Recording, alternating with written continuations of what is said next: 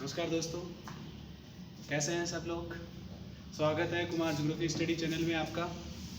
दोस्तों, जो मैं आप लोगों की एक समस्या आ रही है वो समस्या है कि सर लाइव नहीं आ रहे हैं या फिर लगातार वीडियो नहीं डाल रहे हैं। उस जो समस्या है उस समस्या का जो कारण है वो कारण है मेरे एलर्जी हो रखी है और उस एलर्जी की वजह से मैं क्लास रेगुलर नहीं कर पाता।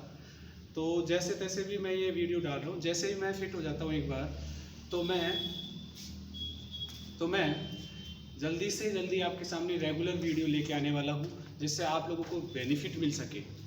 ओके दोस्तों, अब हम लोग हमारा जो टॉपिक है हम उस पर चर्चा करते हैं। दोस्तों, हम लोगों ने क्या पढ़ा है अब तक? हमने पढ़ा है पश्चिमी मरुस्थलीय प्रदेश। हम लोगों ने इसके बारे में चर्चा कर ली है और बहुत अच्छे से चर्चा की है। इस चर्चा के बारे में हमने बात करें कि हमने सबसे पहले राजस्थान को 2 भागों में बांटा था। 2 भागों में बांटने के बाद में हमने राजस्थान को, देखो मैं यहाँ से आपको दोबारा से इस चीज़ को क्लियर कर देता हूँ जिससे आप लोगों को कोई भी परेशानी नहीं हो। हमने क्या किया, राजस्थान को 2 भागों में बांटा। राजस्थान में 2 भागों में किसने बांटा था? एक तो अरावली ने बांटा था और दूसरा किसने बांटा था? एक 50 सेंटीमीटर की समवर्षा रेखा ने बांटा था। ओके दोस्तों, अब बात आती है कि सर ये कौन सा राजस्थान है? ये पश्चिमी राजस्थान है। ये कौन सा राजस्थान है? ये पूर्वी राजस्थान है। तो 2 हो गए राजस्थान। अब ये जो पश्चिमी राजस्थान है, इस पश्चिमी राजस्थान में आपने कहा था कि सर पश्चिमी राजस्थान में 13 जिले हैं। 13 में से 12 जिलों में मरुस्थल का विस्तार है। ओके दोस्तों, अब ये जो मरुस्थल का विस्तार, उसके बाद में हमने पश्चिमी राजस्थान को 25 सेंटीमीटर की समवर्षा रेखा द्वारा 25 सेंटीमीटर की समवर्षा रेखा द्वारा पश्चिमी राजस्थान को फिर से 2 भागों में बांटा था और 2 भाग थे। एक का नाम था शुष्क प्रदेश और एक का नाम था अर्ध शुष्क प्रदेश। हमने इसको दोनों भागों में बांटा था। उसके बाद में हमने ये पढ़ा था कि जो शुष्क प्रदेश है उसको फिर से 2 भागों में बांटा था। एक का नाम था बालू का स्तूप मुक्त प्रदेश, जो पोखरण से मोहनगढ़ तक उल्टे त्रिभुजनुमा आकृति में फैली चट्टानी भाग है और उस चट्टानी भाग को हमने मरुस्थल का नाम दिया था और मरुस्थल का नाम था हम्मादा। तो यहाँ से पोखरण से मोहनगढ़ तक जो उल्टे त्रिभुजनुमा आकृति में जो चट्टानी भाग है इसको हम्मादा मरुस्थल कहते हैं। अब ये जो मरुस्थल है, अब इसके बारे में मैंने एक बात कही थी कि मैं आपको उसको आगे बताऊंगा और आगे ही बताऊंगा, लेकिन फिर भी एक बार मैं छोटा सा बता देता हूँ कि हमारे एक नदी थी जो जिस नाम से बहती थी, सरस्वती नदी, जो वर्तमान में अपना मार्ग बदल लिया है और अब वो घग्गर नदी के नाम से जानी जाती है। ये जो नदी है ये पहले इधर पश्चिमी राजस्थान से होकर गुजरा करती थी और ये हमारा देखो बालू का स्तूप यहाँ मुक्त प्रदेश है, जो चट्टानी भाग है। तो इस नदी के जो वर्तमान में जो अवशेष मिले हैं वो यही मिले हैं और इस अवशेषों को आपने नाम दिया था चंदन का नलकूप, थार का गड़ा, ठीक है, लाठी सीरीज, वो यहीं पाई जाती है दोस्तों। क्यों? क्योंकि वो जो नदी है उस नदी का जो पानी है उसका अवशेष है वो इन चट्टानी भाग में अभी भी संग्रहित है। इसलिए हम इस भाग को जो कहते हैं वो कहते हैं थार का गड़ा। ओके दोस्तों, अब हम बात करते हैं नेक्स्ट। तो हमने ये जो बालू का स्तूपों की बात करी थी हमने, अब हमारा जो प्रदेश आता है वो आता है अर्ध शुष्क प्रदेश। तो अब हम इस पे क्या करते हैं, चर्चा करते हैं आपके सामने। तो राजस्थान का हम क्या पढ़ेंगे अब? अर्ध शुष्क प्रदेश। ओके दोस्तों, तो राजस्थान का अर्ध शुष्क प्रदेश। दोस्तों, अब आपको ये बहुत ही स्पष्ट तरीके से समझ में आने वाला है। देखो कैसे, हम लोग, ये हमारा राजस्थान है और ये राजस्थान का क्या है आप बताना मुझे, कमेंट बॉक्स में जरूर बताना ये राजस्थान का क्या है। ओके, अब कई लोग मुझे पता है डायरेक्ट कमेंट करेंगे सर ये तो नॉर्मल सी बात है। नहीं, मैं आपसे पूछ रहा हूँ, कमेंट में जरूर बताना।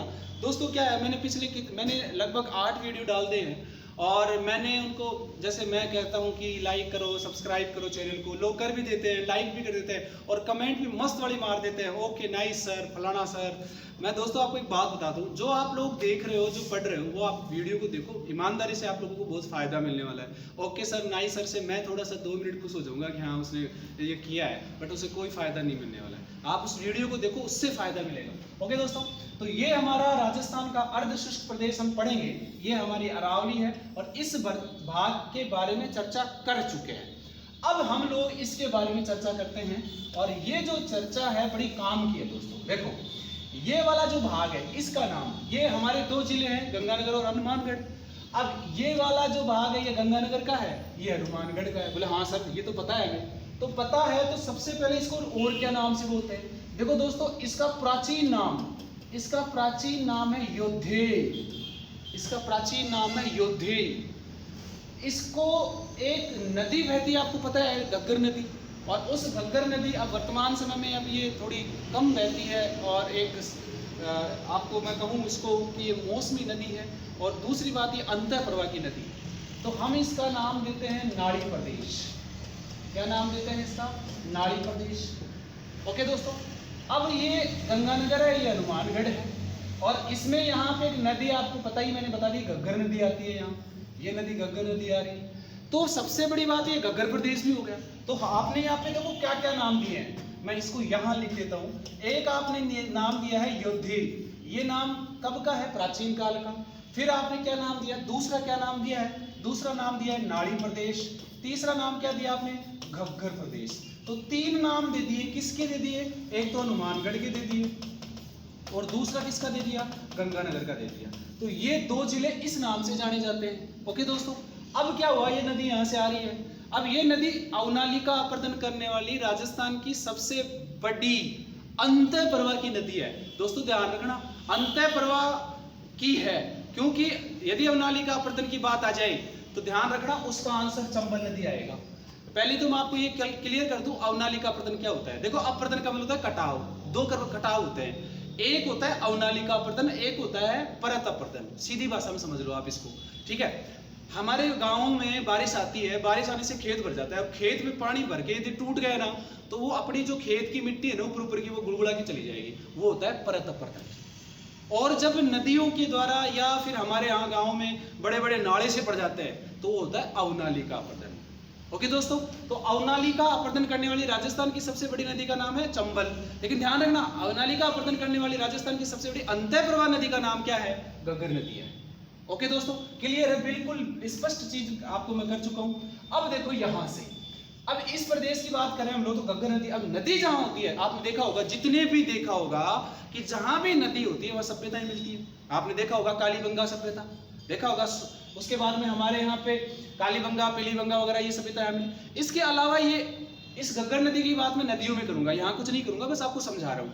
अब नदी के क्षेत्र में जलोढ़ मिट्टी होती है, तो यहाँ पे इस भाग में जलोढ़ नहीं है, बल्कि ये मिट्टी पहले लाके बिछाई गई है। लेकिन ये भाग राजस्थान का सबसे उपजाऊ प्रदेश है दोस्तों। राजस्थान का सबसे उपजाऊ प्रदेश है, इसलिए आपको पता होगा अन्न का भंडार किसको कहते हैं? गंगानगर को। धान का कटोरा किसको कहते हैं? हनुमानगढ़ को। तो बात क्लियर है, उपजाऊ है, और ये क्लियर आप लोगों को समझ में आ गया होगा। तो एक हमारा ये प्रदेश हो गया जिसका आपने क्या नाम दिया है? घग्गर प्रदेश या नाड़ी प्रदेश या योद्धे क्षेत्र। क्लियर है? अर्ध शुष्क प्रदेश हम पढ़ रहे हैं, जिसको हम 4 भागों में बांटेंगे, जिसमें से एक भाग की हमने चर्चा कर ली है। ओके दोस्तों, अब बात हम लोग जो नेक्स्ट करते हैं वो आती है हमारे यहाँ पे शेखावाटी की। दोस्तों मैं इसकी बात कर रहा हूँ, शेखावाटी। राव शेखा ने इसको बसाया था। राव शेखा ने इसको बसाया था, और जो हमारा जयपुर रियासत थी उसके नीचे ये आता था ये परगना। ओके, अब ये तो बात हो गई हिस्ट्री की। फिर भी अब हम बात करें शेखावाटी जो है, इस शेखावाटी का एक नाम और है, वो बड़ा काम का है, वो ज्योग्राफी से रिलेटेड है, और उस नाम है बांगड़ प्रदेश। दोस्तों ध्यान रखना, ये बांगड़ है, और यहाँ नीचे यहाँ 2 जिले हैं, एक बांसवाड़ा एक डूंगरपुर। इसका नाम है वागड़। ध्यान रखना, ये बहुत काम की चीज है। कई लोग सोचते हैं अरे इसमें बिंदी हट गई होगी, एक लाइन हट गई होगी, ये तो बांगड़ी होगा। नहीं, ये अलग अलग हैं। ये वागड़ है, वागड़ी बोली जाने के कारण इसको वागड़ प्रदेश कहते हैं, और ये बांगड़ है। बांगड़ क्यों कहते हैं? अब सर इसका अर्थ बताओ। देखो, प्राचीन काल में हमारे यहाँ पे नदियां बहती थी, जो वर्तमान समय में विलुप्त हो चुकी है, अंतः प्रवाह की बन चुकी हैं। यहाँ पर भी एक नदी है, कांतरी नदी। ओके दोस्तों, तो वो जो नदियां हैं, वो पहले नदियां जलोढ़ मिट्टी लेके आती हैं, तो ये जो जलोढ़ मिट्टी है वो यहाँ पे लाके बिछाई गई है। लेकिन जो जलोढ़ के भी 2 प्रकार होते हैं, एक नई और एक पुरानी। जो नई होती है उसको आपने क्या नाम दिया? खादर, और जो पुरानी होती है उसको क्या नाम दिया? बांगर। तो इस क्षेत्र में पुरानी मिट्टी का क्या है? अवशेष है, वहां पर हम पुरानी मिट्टी नदियों के द्वारा बिछाई गई है, इसलिए इस प्रदेश को क्या नाम देते हो आप लोग? बांगड़ प्रदेश। तो 2 नाम हो गए, शेखावाटी और बांगड़। अब सर 3 जिले। अब देखो दोस्तों, ये बड़े काम के, कई लोगों को मेरे जैसे है ऐसे जिनको जिले याद नहीं होते, तो देखो कोशिश तो करनी पड़ेगी। देखो मैंने 2 ऊपर बता दिए, 2 नीचे बता दिए। इधर हमने 4 की बात कर ली थी, आपको पता हो तो सीमा पे। एक इधर आपका सबसे छोटा कौन सा है, धौलपुर। ऐसे सीख जाओगे सारे। अब शेखावाटी में देखो चूरू, सीकर और झुंझुनू, ये लो साहब, ये 3 जिले हो गए और जिनको क्या कहते हैं, शेखावाटी कहते हैं। क्लियर है, कोई दिक्कत ही नहीं है। और दूसरा नाम क्या है, बांगड़ प्रदेश है।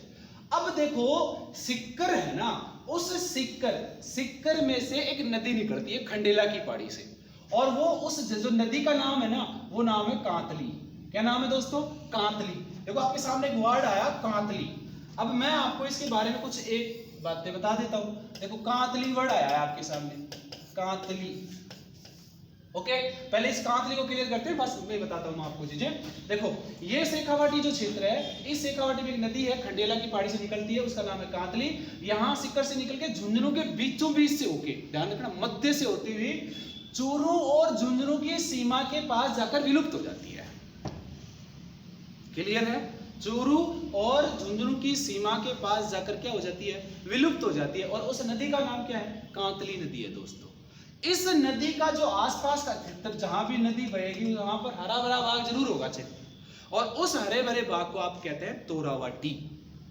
क्या कहते हैं, तोरावाटी। तो तोरावाटी किन जिलों से संबंधित है, चूरू और सीकर से संबंधित है दोस्तों। क्या है, कांतली नदी के आसपास का जो हरियाली भाग है, जो मैदानी प्रदेश है, उसको हम क्या नाम देते हैं, हम नाम देते हैं उसको, क्या नाम देते हैं, तोरावाटी। क्या नाम देते हैं, तोरावाटी। क्लियर है, मैं दोबारा क्लियर कर देता हूं। कांतली नदी का जो बहाव क्षेत्र है, उसके आसपास में जो मैदानी भाग है, मैदानी होगा तो हरा भरा जरूर होगा, मैदानी प्रदेश है, उसको हम क्या नाम से बोलते हैं, तोरावाटी। क्लियर। इस शेखावाटी में जो सबसे ज्यादा प्रसिद्ध है वो है जोड़े, पानी संग्रहित करने के जोड़े। और वर्तमान समय में यहाँ पे टांके भी बनाए जाते हैं दोस्तों, जो बारिश का पानी है उसको संग्रहित करने के लिए। तो जोड़े और टांकों के लिए प्रसिद्ध कौन है, वो है शेखावाटी। That's clear. अब देखो, अब मैंने एक बात लिखी है आपके सामने, कांतली के बारे में, जो नदी है उसके बारे में बाद में चर्चा करेंगे, बट आपको 2-4 वर्ड और सिखाता हूं। एक तो कांतली है, एक है काजरी, एक होता है कतली, एक होता है कमली, एक होता है कजली, एक होता है कंजरी, एक होता है कंबली। दोस्तों आपके सामने ये वर्ड लिखे हैं, और ये वर्ड बहुत ही इजी है, लेकिन बहुत काम के हैं। कैसे, कांतली तो नदी है, आपको पता ही है, शेखावाटी में बहती है। काजरी संस्था है, केंद्रीय शुष्क अनुसंधान केंद्र जोधपुर में दोस्तों, बहुत बार क्वेश्चन आता है, एक बार नहीं हजारों बार आ चुका है। ओके दोस्तों, फिर है कतली। अब कतली तो कई लोग सोचते हैं काजू की कतली, नहीं दोस्तों, काजू की कतली नहीं थी, कतली का मतलब टुकड़ा, और वो किसी का भी हो सकता है, तो होता है टुकड़ा, तो कतली हो गया टुकड़ा। उसके बाद में कमली, तेरी कमली हो गई, दीवानी हो गई, है ना, कमली का मतलब है दीवानी। ओके दोस्तों, अब आता है कजली तीज। एक श्रावणी तीज आती है, श्रावण के बाद में भाद्रपद आता है, तो जस्ट 1 महीने बाद में जो तीज आती है उसको कजली तीज कहते हैं, बड़ी तीज भी कहते हैं दोस्तों, ध्यान रखना है। क्या कहते हैं, बड़ी तीज भी कहते हैं। तो ये हो गई कजली। कंजरी एक जनजाति की महिलाओं को कहते हैं, और कमला तो जानते हैं ओढ़ने का होता है। तो दोस्तों ये जो वर्ड है बड़े काम के हैं, बड़े लगते एक से ही है, बट सबका अर्थ अलग अलग है। ओके दोस्तों, तो मेरे हिसाब से ये बातें समझ में आ गई होंगी, बिल्कुल क्लियर हो गई होंगी। अब मैं नेक्स्ट बात करता हूं आपके सामने, और वो है नागौर। दोस्तों राजस्थान का हृदय क्या है, राजस्थान का हृदय कहते हैं अजमेर को, लेकिन राजस्थान के हृदय में या बीच स्थित जिला है नागौर। क्या नाम है, नागौर। राजस्थान के बीचों बीच स्थित जिला का नाम क्या है, नागौर। अब दोस्तों इसके बारे में सुनो, जो नागौर जिला है वो बीच में है। अब इसमें इस प्रदेश को, नागौर को, मैं दोबारा से बात कर रहा हूं इसकी, नागौर को बोलते हैं उच्च भूमि प्रदेश। नागौर उच्च भूमि प्रदेश मतलब क्या हुआ दोस्तों, याद करो, जब मैंने शुरू की क्लास ली थी, जब मैंने शुरू में आप लोगों को ज्योग्राफी पढ़ाना स्टार्ट किया था, और शायद मेरे हिसाब से जहाँ तक मेरे को याद है, पहले ये दूसरे वीडियो में मैंने आपको एक डायग्राम बनाया था उच्चावच का, कि उच्चावच क्या होता है। तो दोस्तों मैं आपके सामने ये मैंने आपको क्लियर किया था कि इस प्रकार से ये पर्वत होते हैं, ये पठार होते हैं, फिर पहाड़ियाँ आ जाती हैं, फिर मैदान आ जाता है। फिर मैदान जो होता है एक तो उच्च होता है, एक निम्न होता है। तो जो समुद्र तल से, ध्यान रखना, जो समुद्र तल से 150 से लेके 350 मीटर तक की ऊंचाई रखता है उसे उच्च मैदान या उच्च भूमि कहते हैं। तो हमारे जो नागौर की भूमि है, ये नागौर की जो भूमि है ये 350 मीटर तक ऊंची है समुद्र तल से। समुद्र तल से कितने मीटर ऊंची है? 350 मीटर। 300 से 350 मीटर ऊंचाई लिए हुई है। इसलिए नागौर की भूमि प्रदेश को नागौर की उच्च भूमि कहते हैं। समझ में आ रही हो? दोबारा बात कर रहा हूं, हमारे धरती पर पर्वत होते हैं, पठार होते हैं, पहाड़ होते हैं जिसको आप डूंगर कहते हो, उसके बाद में मैदान आता है। मैदान में 2 मैदान आता है, उच्च मैदान और निम्न मैदान। अपने भारत में या पूरे विश्व में जो भी ऊंचाई नापी जाती है वो समुद्र का तल से नापी जाती है। समुद्र का तल, देखो ये समुद्र है तो नीचे वाला भाग है ना वो तो पैंदा है, ध्यान रखना। ये समुद्र का तल जहां तक पानी भरा हुआ है, गिलास है ना, गिलास में जहां तक पानी भरा होता है उसका तल होता है। तो समुद्र तल उसको 0 मीटर बोलते हैं। क्यों? क्योंकि वो लेवलिंग में होता है पूरा का पूरा समुद्र। तो हमारे यहाँ पे चेन्नई तट से मापा जाता है। किसी दोस्त ने पिछली वीडियो में कमेंट भी किया था कि सर समुद्र तल से नीचे कितना भाग है। नीचे तो देखो साहब वो तो डिपेंड करता है, हमारे यहाँ पे सबसे गहरा गर्त चैलेंजर गर्त है। ठीक है दोस्तों, अब हमारे यहाँ पे जो उच्च भूमि होती है समुद्र तल से, ध्यान से सुनना मेरी बात को, समुद्र तल से 150 से 350 मीटर तक की ऊंचाई वाला जो भाग होता है उसको उच्च प्रदेश या उच्च भूमि प्रदेश कहते हैं। अब उसमें नागौर से क्या संबंध? नागौर वाला जो क्षेत्र है वो समुद्र तल से 300 से 350 मीटर ऊंचा है, तो अब क्या कहोगे उसको? उच्च भूमि। तो इसका नाम क्या हो गया? नागौर की उच्च भूमि। क्लियर? तो 2 चीजें बताई, नागौर हमारे राजस्थान के मध्य का जिला है, एक बात बोला क्लियर है सर। दूसरी बात क्या है बताई कि ये उच्च भूमि है। ओके दोस्तों, अब ये बात हमारी को क्लियर समझ में आ गई। एक बात और है, देखो नागौर का मकराना क्षेत्र और अजमेर की ब्यावर तहसील, ये जो दोनों क्षेत्र है ना उनके बीच में बहुत ज्यादा फ्लोराइड युक्त पानी पाया जाता है, बहुत ज्यादा फ्लोराइड। और उस पानी के यूज करने से लोगों की हड्डियों में तिरछापन आ गया है। और जो तिरछापन आ गया है इसलिए देखो ये वाला जो भाग है इसको मकराना कह रहा हूं और ये वाला जो क्षेत्र है वो ब्यावर। इस क्षेत्र के बीच में फ्लोराइड युक्त पानी है भयंकर तरीके से। इस पानी के यूज से, प्रयोग से लोगों की हड्डियों में तिरछापन आ गया है, इसलिए इस क्षेत्र को कहा जाता है बांका पट्टी, बांका पट्टी या कुब्बड़ पट्टी या कुब्बड़ पट्टी। दोस्तों उम्मीद है बहुत अच्छे से समझ में आ गया होगा। ओके दोस्तों, अब हम नेक्स्ट बात करते हैं। एक बात और, नागौर में हमारे खारे पानी की झीलें बहुत ज्यादा है। ठीक है, अब खारे पानी की झीलें राजस्थान में क्यों पाई जाती है आपको पता है? और नहीं पता है तो मुझे कमेंट बॉक्स में बताना जरूर, फिर मैं अगली क्लास में आपको बताऊंगा। दोस्तों मैं ये क्यों देता हूं आपको कमेंट बॉक्स में बताना, क्योंकि मुझे पता तो चलो कितने लोग वीडियो को देखते हैं, या फिर हाँ सर हो गया, कमेंट हो गया, अपना तो काम हो गया सर। नहीं दोस्तों, मैं इसीलिए देता हूँ, बाकी मैं तो अभी भी बता सकता हूँ, अगले वीडियो में बताऊंगा ही, लेकिन मैं फिर इसलिए पूछता हूँ कि आप लोग कमेंट करके बता सको हाँ सर हमने देखा है और इसका आंसर ये होगा। ओके दोस्तों, तो अब हम बात आगे बढ़ाते हैं। अब हमारे यहाँ पे जो नेक्स्ट नीचे वाला जो क्षेत्र बसता है ये नागौर हो गया। अब यहाँ जो बसता है यहाँ पे एक अजमेर है और इस अजमेर में नागपाड़ी से एक नदी निकलती है, उस नदी का नाम है लूणी नदी। क्या नाम है साहब? लूणी नदी। इस लूणी नदी यहाँ से निकलती है, ये नागौर का क्षेत्र है और यहाँ से ये नदी निकल के नागौर, पाली, जोधपुर, बाड़मेर, जालोर, पाली से होती हुई नीचे चली जाती है। ओके दोस्तों, इसके बारे में हम नदी के बारे में जब चर्चा करेंगे बहुत अच्छे से विस्तृत चर्चा करने वाले हैं। ये वाला जो प्रदेश है, इस प्रदेश को जो लूणी प्रदेश है इसका नाम होता है लूणी प्रदेश। लूणी प्रदेश। अब सर लूणी प्रदेश में कौन कौन आता है? तो देखो मुख्यतः एक तो पाली और एक जालोर, ये तो मुख्यतः आते ही आते हैं, इसमें तो कोई दो राय ही नहीं है। ये तो आप लोग ये मान के चलो कि दोनों तो आने आने। फिर जो ये जो बाड़मेर है उसका दक्षिणी पूर्वी भाग, जो जोधपुर है उसका पूर्वी भाग, नागौर का दक्षिणी भाग, ये इसमें और क्या है शामिल है। ओके दोस्तों, तो इस प्रदेश का लूणी प्रदेश हो गया नाम, इसको क्या कहोगे आप? लूणी प्रदेश। और इसी का नाम एक और है गोडवाड़ प्रदेश। क्या नाम है दोस्तों?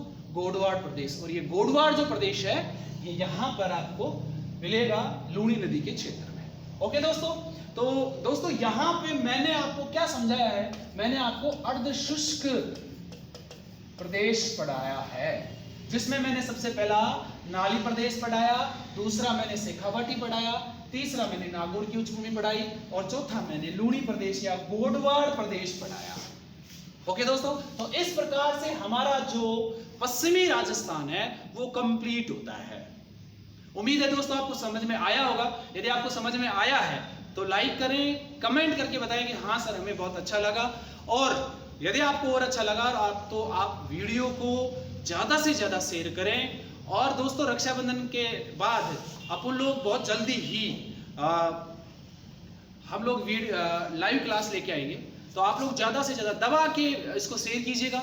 और शेयर करने के बाद आप लोग अपने जो भी आपने देखा है उसके नोट्स बनाया करो, उससे आपको पता लग जाएगा कि मैंने क्या पढ़ा था और क्या नहीं पढ़ा था।